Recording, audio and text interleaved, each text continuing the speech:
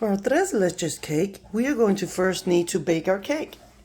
And after you bake the cake, you take off the tops and you leave them in the pan. But first you have to put a plastic. That way the milk will not seep through the cake.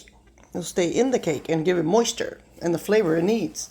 And you will need 1 can of sweetened condensed milk, and that's 14 ounces. You will need evaporated milk, that's 12 ounces. And you will need 1 cup of milk. Doesn't matter what kind of milk you want to use. Some people like to use whole milk. I use 2%. And we will need a large bowl because we're going to have to mix these 3 milks inside that bowl. So first we're going to pour our milk. And then we're going to pour our carnation, evaporated milk, darn it. Okay. And then we have to pour our condensed milk, which is thicker than the other milks. See?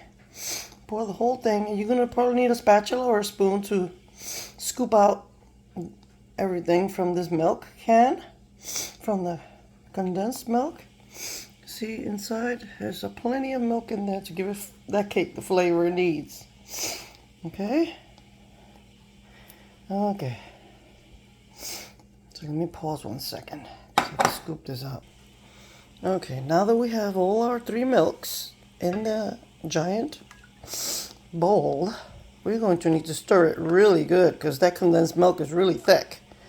Condensed and regular milk and evaporated. I use Carnation, right? I like Carnation brand, but this time I didn't have it. But anyway, so this is what we do. We keep stirring. See? And then we're going to measure out. I have an unusual way of measuring out.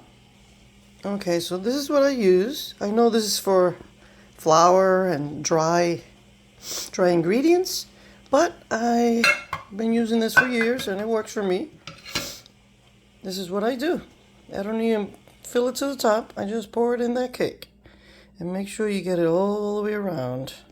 See those tiny little holes? They're thirsty for this. Yeah.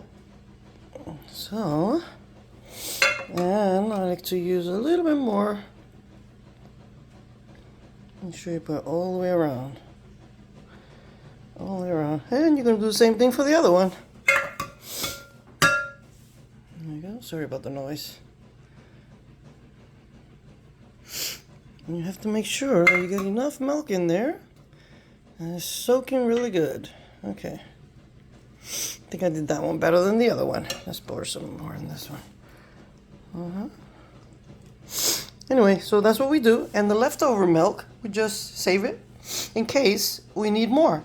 Because when you're putting the cake together, you're going to have to sometimes test to see if you're going to need, excuse me, more milk. By testing, I mean like when you flip the cake, you feel on the other side of the cake, you feel, and if it feels wet, that means you did good with the milk, that you put enough milk in there and that has enough flavor and moisture for the tres leches cake.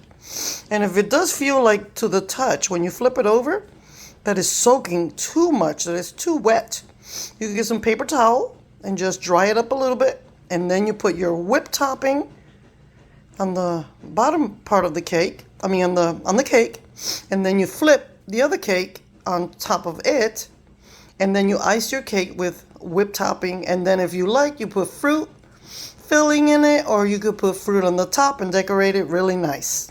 Okay, that's it for the tres leches cake. Hope you have success.